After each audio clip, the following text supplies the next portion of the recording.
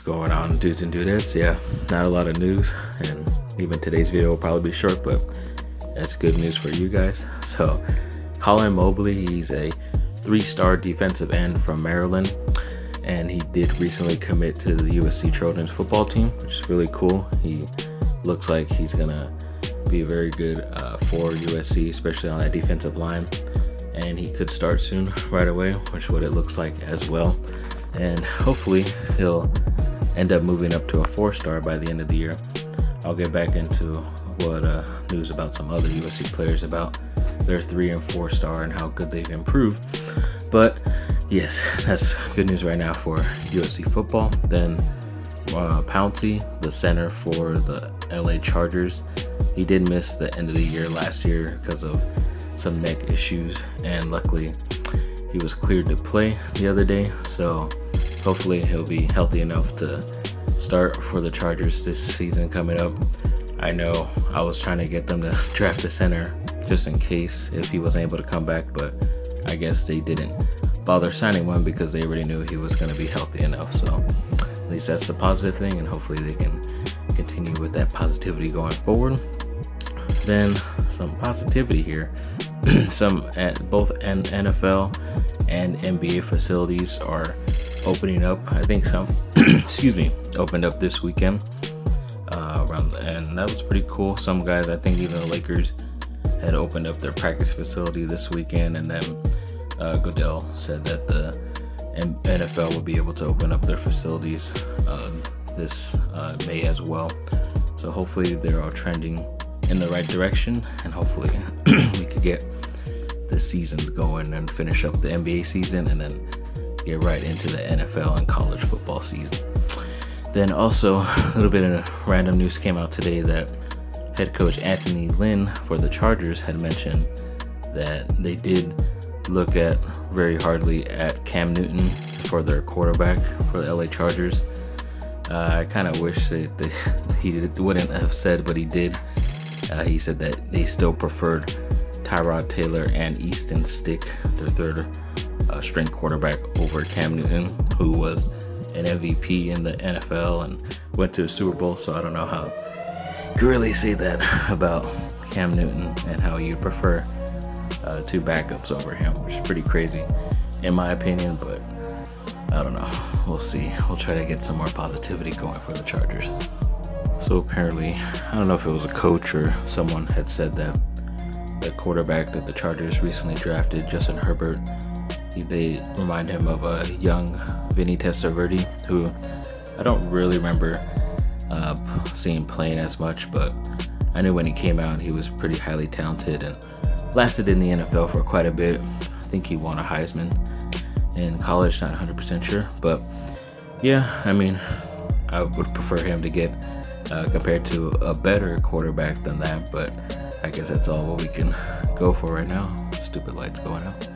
But yeah, I guess we'll just have to deal with that, and hopefully he can be better than what he's projected to be compared to that person or coach, whoever that was. Then also, as I mentioned before, that I was hoping that that defensive end would get a higher grade than what he is so far coming out of high school, and a lot of guys that recently signed with USC and the guys that USC have on their radar right now that they're almost close to signing, Top 24/7 did a composite, so they re-looked at all these guys and then they re-ranked them after, and most of all these guys that USC has targeted or have committed all went up higher than what they're projected, and some of them, like how I mentioned before, moved up from 3 stars to 4 stars and even 5 stars as well, which is great for USC. Shows that they're still finding talent out there. Hopefully they can get a couple more, and yes, that's all we can hope for right now. Then right now, another bit of USC news. He's a way ex USC basketball player, in Taj Gibson, who I believe is right now playing for the New York Knicks. He did do he bought like lunch and everything for a lot of what's happening with this COVID stuff, so good to him. I always said I would shine a spotlight on those guys that went to former schools that I follow and what they're doing for this COVID crisis. So congrats to him, and hopefully they can continue to help out and get through all this crap. And a little bit of Pau Gasol Lakers news that I didn't mention in the last video, but I did hear that in an interview he said he wanted to come back to LA and finish his career with the Lakers, which seems pretty cool. I just kind of wondering like what he's been doing lately, because I think he was with San Antonio, but honestly haven't really seen him play that much with San Antonio. So we'll see what he's got left in the tank. Maybe coming off the bench role if he's willing to accept that, playing with LeBron and Anthony Davis. And that's if those guys are on the team next year as well. But yeah, I just wanted to give my quick couple lasting thoughts on the Chicago Bulls documentary that's been going on the past, what is it, like a little bit over a month, 10 episodes worth, called The Last Dance.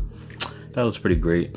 One of the better sports documentaries I've seen in a while, and definitely think they covered a lot of stuff, especially stuff that, I mean, I grew up in the 90s. I always watched Michael Jordan, even though I was a Lakers fan.